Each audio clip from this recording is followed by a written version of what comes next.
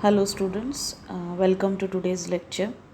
Up till now in Unit 2 we have learnt about individual behavior and its foundations, in which we learn various concepts like attitude, values, personality, and we also saw that how individual behavior has effect on organizational behavior and why it is so very important to study individual behavior.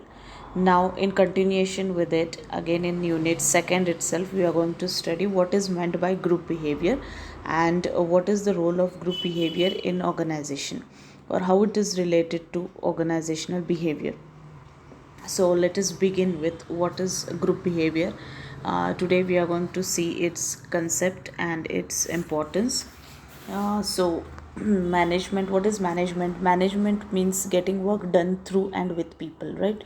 So in management we come across working with people, and people are in management are represented by different task groups. That means in organization you are having variety of groups, in which you have many people working in groups, and these groups are allotted or assigned with some sort of jobs, right? So every individual or every group is doing the job assigned to it by the management. So whenever you are doing your job, whenever you are working in a group, it when you are together, when you are working, it leads to teamwork. So management consists of different kinds of groups of people, and these groups are so very important, and that because the behavior of these groups, the success of any organization is said that it depends upon the people in which the employees of the organization, whenever we say that particular XYZ organization is successful, the success or the secret of that success is definitely those people who are working in the organization. And therefore group behavior needs to be studied in OB, because it's the most important component of OB. What is the definition of group? Group is a set of two or more individuals. That means when more than one person, when they come together, those who are having a stable pattern of relationship, interacting and interdependent, and these people have come together formally or informally to achieve a particular objective with group efforts.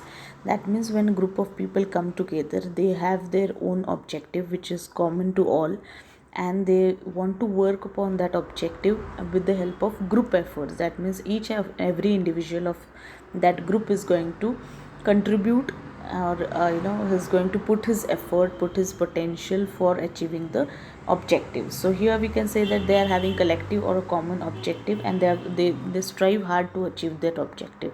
So group is a set of two or more individuals. Now we're going to see what are the features of group. So group is a set of two or more individual. Just now we saw that in the definition. It has common objectives. It puts collective efforts for fulfillment of goals. It interacts with other groups, and they are interdependent and interlinked with each other in organization. Every group in organization is interdependent and interlinked with another group of the organization. Okay, so the work of one organization is dependent on the other organization.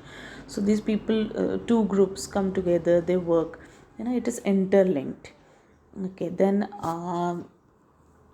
what is importance of group behavior? So organization, as I said, is divided into various groups, and various groups constitute an organization. That means in organization definitely there are number of groups, and these number of groups is equal to only organization. So an organization is a backbone of any management. Whatever management does, it does through organization, and whatever organization does, it does through groups. That means whatever management is doing, it is doing through organization, and whatever organization is doing, it is doing through various groups which are employed in the organization. So this shows that how various groups in management are so very important. An organization, the performance of group, that means when people come together having same kind of objective, these people decide the effectiveness and efficiency of performance of organization. As I said, that success of any organization depends upon those people who are working in that organization.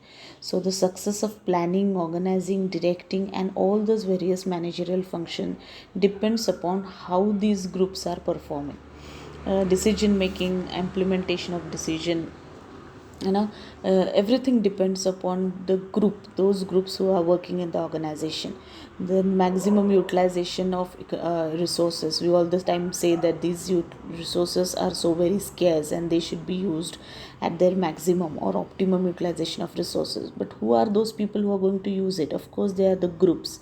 So whether your resources will be optimally utilized or not, that also depends upon your groups. Whether the your whatever decisions you have taken, the implementation of decision, also effective implementation rather we can say, depends upon again on the groups.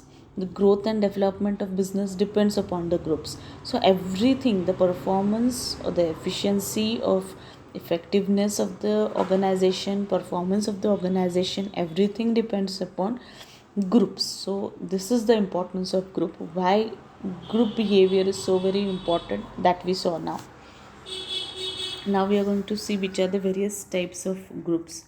Now in organization, various kinds of groups we come across. Groups in business organization are related with authority, responsibility and managerial function, and each group is being assigned or allocated with specific task, some authority, responsibility and managerial functions.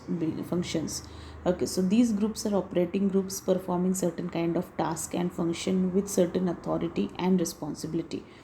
So accordingly, which are the groups? The first one is formal group and the second is informal group. In formal group also we come across two types, that is command groups and task groups. So one by one let us study what is meant by formal group. A group which is formed by superior authority of the organization for performing particular task is called as formal group. That means whenever your authority makes the groups, for example production department, purchase department, inward outward section, these are formal groups. For example, in purchase department you are having your purchase head of the department and other assistants or other subordinates or other subordinates working in the organization. So purchase department is having a group of people who are working in purchase department. So this group is formed by the organization. It is not up to the individual to become a part of which groups. It is not on the willingness of that employee. Whenever you are, for example, you are MBA production, your degree is MBA production and you have been, of course you will be allotted job in the production department itself, isn't it? So you will be a part of production department. So you'll be joining a group of people working in production department itself. So this is called as formal group, which are formed by the superior authority. Then these formal groups are known by their task. That means, as I said, when you are working in production department, production is your task. Okay, producing is your task. Purchase department, finance department, purchase is your task, finance is your task, isn't it? So these people or these groups are known by their task which are performed in organization. Then the organization determines the composition of formal group. It allocates the task, grants authority and gives the responsibility to these groups. These groups are directly responsible to the organization for their task. That means in production department, the production group, all the people working in production department will be allocated with task. They will be given sufficient authority and responsibility. They will be responsible for whatever work they are doing. They will be reporting it to the higher authority, and these groups are supervised and controlled by their formal superior, that is the production departmental head of that production department. So each group is assigned specific goal, which is popularly known as group goal, and group efforts and behavior leads to group goals, and all these group goals leads to organizational goals. So if you are working in a production department, you are being given a target. Your group target or individual targets are given. For example, in a group, for example 10 people are working, so production of 100 products is your target. So all these 10 people will work throughout the day and they'll come out with a target of 100 products, right? So all these 10 people are working to whole throughout the day, right? So and then afterwards they'll be achieving their target of 100 products to be produced in a day, right? So these tasks are assigned, the targets are given to the groups, and these groups are working collectively together to attend the target, okay, to achieve the target, we can say.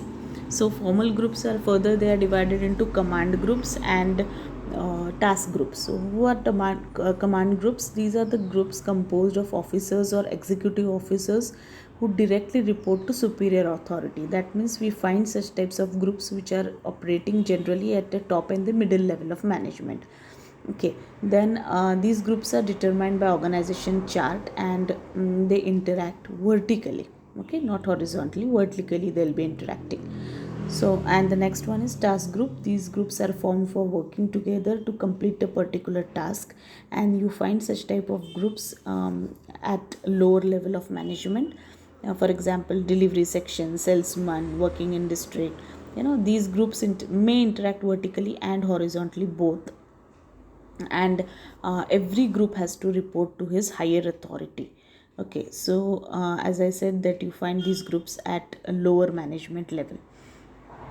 And whenever these task groups are temporarily formed, when a particular task is to be done, these groups are formed. After the task is completed, these groups will stand dissolved, and permanent task groups are stable in nature and meant for permanent recurring jobs.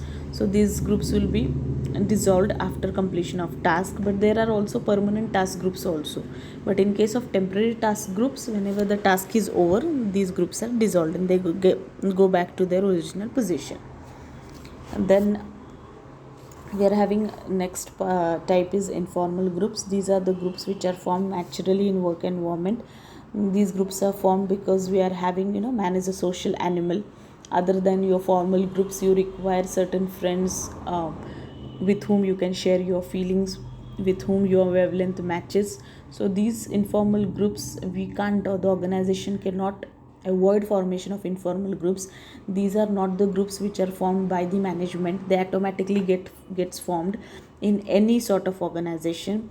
These formations are based, it include why these groups are formed. It depends upon the base of formation of these groups is your interest areas, your wavelength, as I said, your hobbies are same, your likings are same, your thinking, gender, same school. If you belong to same school, same college, then you come together. You are having some similarity between the other person and you, two people, and therefore they come together.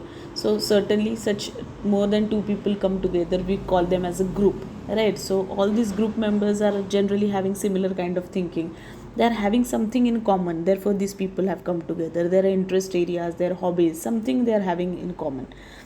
And then these groups are not determined by higher authority, as I said. Individuals themselves form such type of groups. Okay, so again, informal groups are of two kinds: interest groups and friendship group. So interest group means when individuals form a group for attaining specific objective. That means if your interest area is same, when a group of people come together having a common interest area, they are called as interest group. And they affiliate themselves, they carry out certain things where their interest areas are common. For example, they'll go for a cricket match, to watch a cricket match, because they both or 4-5 people, the group of people, they love to watch cricket, isn't it? So these groups are having common interests which they try to attain through united body. Together they want to do that interest area. Friendship group is another type when individuals develop contact as they have one or more common characteristic and form a group, friend circle, which you call. So in friendship group, people, they come together, they do the things which they can do together as friends, and they are having some bonding together, like affection towards each other. So they may be horizontal formation or vertical formation.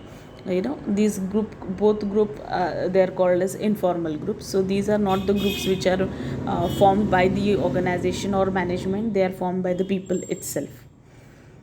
Okay, so now we are going to see the process of group development. Actually, formation and development of groups does not have any standardized pattern, but it depends upon the development process. And let us see how the groups take place. So the first stage, actually there are 5 stages in group development. The first stage is forming stage, where individuals join the groups for various reasons and motivation. This is the stage where individuals test each other for what kind of behavior is acceptable. because all are new, they don't know how to behave in the organization. And this stage has uncertainty of group's purpose, structure, achievement and leadership. On confirmation, that means newly formed, this is the first stage, therefore it is called forming stage. So here groups are about to form, everybody is unknown about another individual, you don't know that way of thinking of other person, you don't know it from which culture that person comes from. So you are you are in a very awkward position because it's a forming stage. They accept the existence of the group, so just it's a beginning stage we can call. Second is the storming stage. Now this is the second stage where group had certain intra conflicts. The state of conflicts among the members of groups is called a storming stage. That means some kind of conflicts take place. Members resist the restrictions, constraints imposed by the group. There are in group there are certain norms, rules and behavior, rules of behavior. So certain group of members may not agree upon those rules, they may quarrel, they may argue with them, with other group members. There's also conflict about control and leadership of the group, who will be the leader of the group. And these conflicts are resolved and they accept the leadership within the group. So this is the second very important stage where now people have trying to understand each other, they accept the leader of the group. And then we come to the third stage, that is norming stage, where individuals develop close relationship with mutual trust. Full trust by each member is indicated in leadership. It results in group unity. The members have strong sense of group identity. That means I belong to this particular, I belong to production department, production department is my identity, right? So a strong sense of group identity comes over here. A common set of expectations are there, clear group goals are there. The group becomes more normalized and stable. Now people of group members are quite used to each other, they know each other's nature, they know their behavior, so they are quite comfortable with each other. This is the norming stage because it's the behavior is normalized and it's quite stable, therefore it is called as norming. And next, fourth stage is performing stage, where the group is fully cohesive. That means they are having a great degree of attachment, unity towards each other. They are more proactive, functional, and they are having role clarity, task accomplishment. Will do this, team spirit, teamwork. Performing role instead of knowing and understanding each other. So this is the highest stage of development and it is the peak of the process. And this is the actually this is the permanent group, we can say. This is the last stage of permanent group, where the group is at the peak, where people are having good affection towards each other, they are working together for the development of organization, achievement of group goals. And last comes the adjourning stage. Now this stage is applicable only for temporary groups who are going to get dispersed or dissolved after completion of temporary task. So as the task of the group is completed, it prepares for its dissolution. The attention of the group is directed towards wrapping up the task activities. It leads to disbanding and stage is known as adjourning. In permanent groups, the group members get fed up and may think of disbandment. But under this situation, here this is the adjourning stage where people are ready to leave the group. Okay, this is only applicable for temporary groups. In case of permanent groups, there is no any adjourning stage as such. Okay, so with this we will end with today's lecture. Thank you.